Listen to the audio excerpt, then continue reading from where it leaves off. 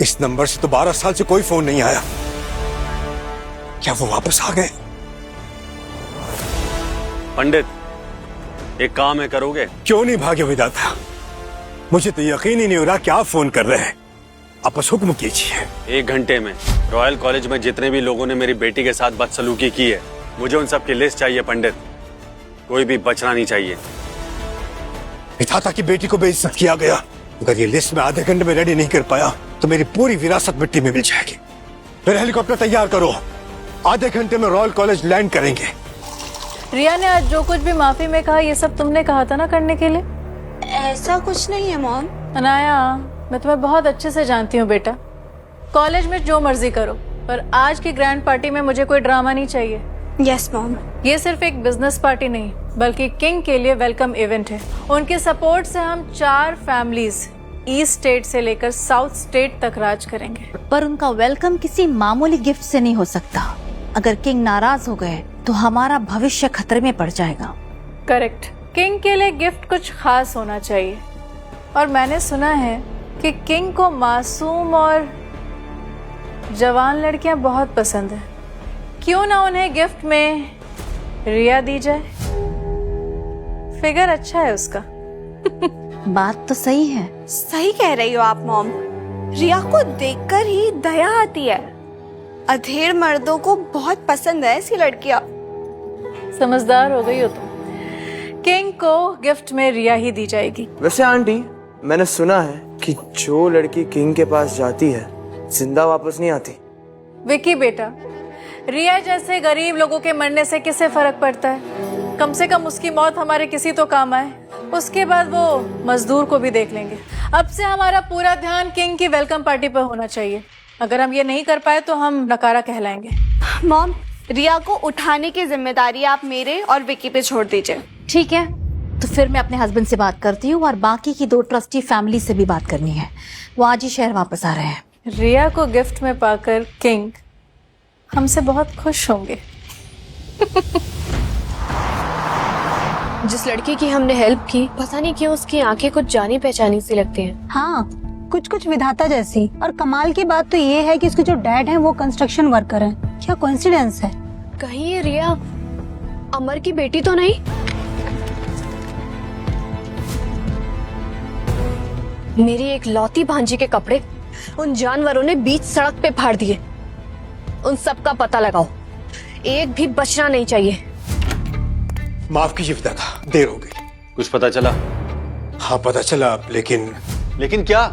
सच आपको हैरान कर देगा।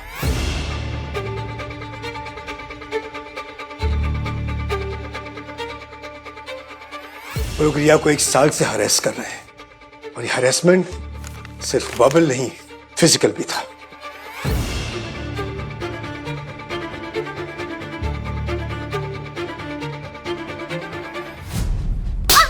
नीचे बैठ रही है कि नहीं?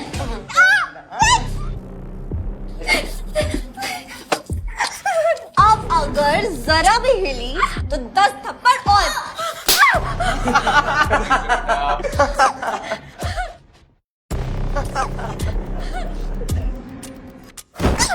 ऐसे नहीं मानेगी तू। जरा तेज धार मारो इस पे, पूरी टंकी खाली कर दो।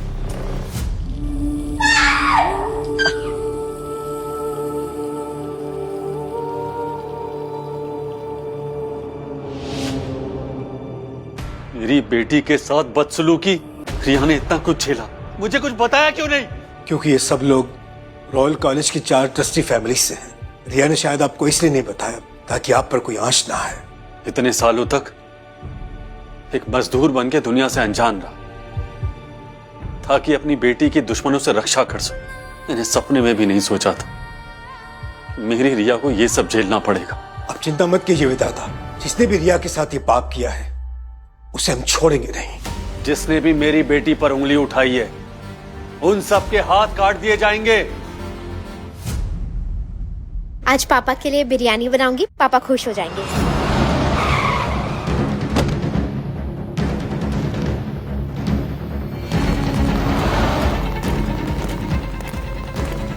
तुम यहाँ? रिया किडनैप हो गई है अमर। क्या? किडनैप? कैसे?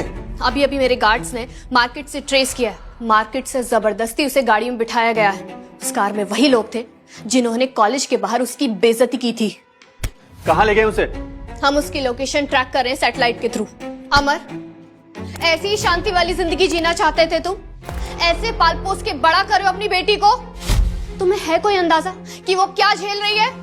रॉयल कॉलेज के बाहर बीच सड़क पे उसके कपड़ों को तार तार कर दिया। जानवरों की तरह बर्ताव किया जा रहा है उसके साथ। वो तो मैं सही वक्त पर पहुंच गई वरना। और इतना सब होने के बाद भी ना, वो सिर्फ यही सोच रही थी कि उसके पापा परेशान ना हो। उसे अपने घाव की नहीं बल्कि तुम्हारे लिए लाए हुए ग्लव्स और कपड़ों की पड़ी थी। मौत से भी बदतर जिंदगी कर दी है उन लोगों ने रिया की। अमर, प्लीज अब तो अपनी आंखें खोलो। सोचो अगर अदिति आज जिंदा होती और उसे पता चलता कि उसकी अपनी बेटी ऐसी जिंदगी जी रही है तो उस पर क्या बीतती। मैम, रिया को बिजनेस बैंक्वेट ले गए हैं। रिया को बिजनेस बैंक्वेट ले गए? मैं नहीं जानती वो लोग उसे वहां क्यों लेकर गए। गाड़ी रेडी करवाओ। अगर मेरी बेटी को कुछ भी हुआ तो उन चारों फैमिलीज को खत्म कर दूंगा। यहाँ से आगे की कहानी फ्री में देखने के लिए अभी डाउनलोड करें भारत का पहला और एकमात्र फ्री माइक्रो ड्रामा ऐप मौज ऐप।